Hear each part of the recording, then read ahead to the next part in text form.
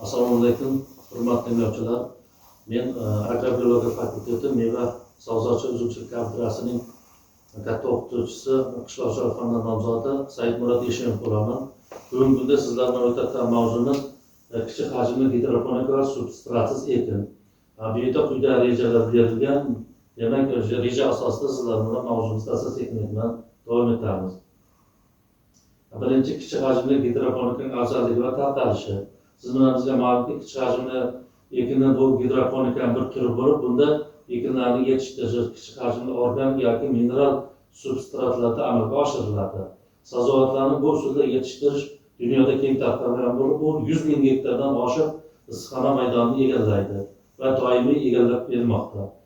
Skandinaviya va mamlakatlarda, Belorussiyalarda bugungi kunda sabzavot ekinlarini yetishtirish demak 80% issiqxonalarda amalga oshiriladi. Bundan tashqari Bolgariya va boshqa mamlakatlarda esa demak 60% dan ortiqroq maydonlarni egallagan. Bugungi kunda demak mana shu aholini oziq-ovqat bilan ta'minlash borasida uzluksiz yil davomida demak mana shu sabzavot bog'cha ekinlari bilan aholini ta'minlash maqsadida kichik gidroponika keng tarqalmoqda. Chunki kichik gidroponikaning afzalliklari demak kichik hajmli maydonlarda yetishtiriladi va kasalliklarni kam tarqaladi. Bunga kasalliklar kam zarar yetkazadi. Chunki himoyalangan bo'lganligi uchun bunga kasalliklar ham uncha ta'sir etmaydi. Shuning uchun bir tomonlama kasalligi bo'lsa, ikkinchi tomonlama aholini uzluksiz sabzavot ekinlari bilan ta'minlashga qaratilgan. Shuning uchun ham bugungi kunda sizlar bilan biz demak mana shu issiqxonalarda gidroponika usulida, substrat usulida, har bir usullarda sabzavot ekinlarini yetishtirib kelmoqdamiz. Demak, bundan tashqari Endixida, Kiyevda sabzavotchilik fabrikasida Moskva oldidagi Neva aksionerlik uyushmasi maydonida tropik va subtropik mamlakatlarida kichik hajmli gidroponika eski ustunlar borgan sari siqib chiqarib joyiga yangi usullar kirib kelmoqda. Bu esa o'zimizning O'zbekistonimizda ham keng tarqalmoqda. Kichik hajmli gidroponikani qo'llash issiqxonalarda qishloq xo'jaligida foydalanishga yaroqsiz yerlarda qurish imkonini beradi. Bu hozirgi tez suratlar bilan unumdor substratlarda talab oshib bormoqda, juda ham dolzarb muammoga aylanib bormoqda. Kichik hajmli gidroponikaning gidroponika usuli suvni parlanib sarflanishda kamaytiradi. Begona o'tlar, kasallik va nematodlar tarqalishini imkon bermaydi. Suv va o'tlarni hisob qiladi, ta'minlaydi va atrof muhitni kamroq ifloslaydi. Bundan tashqari kichik hajmli gidroponika tuproq aralashmasida ekinlarga nisbatan o'simliklarni o'sishini tezlashtiradi va ularni hosillarini 3-5 martaga oshiradi. Chunki bunda yetishtirilgan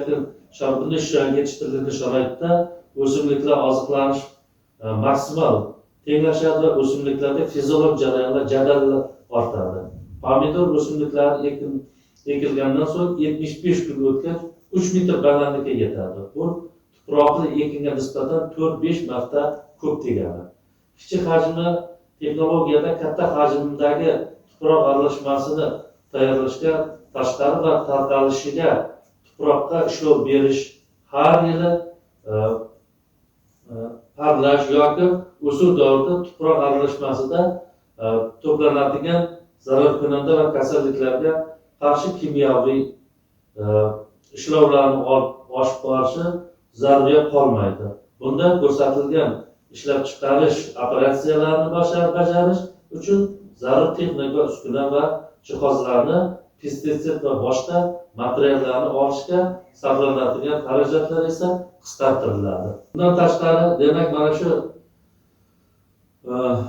kichik hajmli gidroponikani bugungi kunda demak butun mamlakatimizdagi yaroqsiz ekin maydonlarida yetishtirishga qo'llanishi kerak ekan.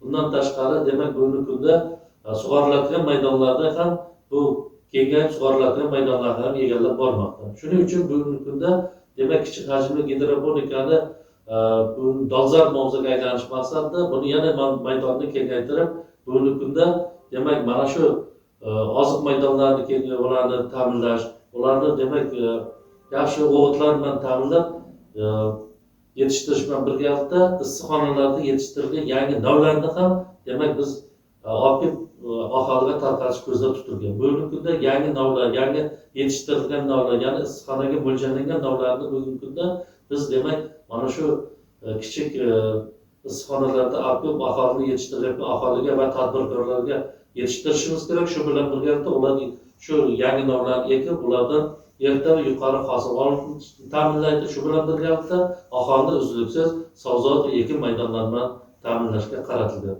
E'tiborlaringiz uchun rahmat. Salomat bo'lasizlar.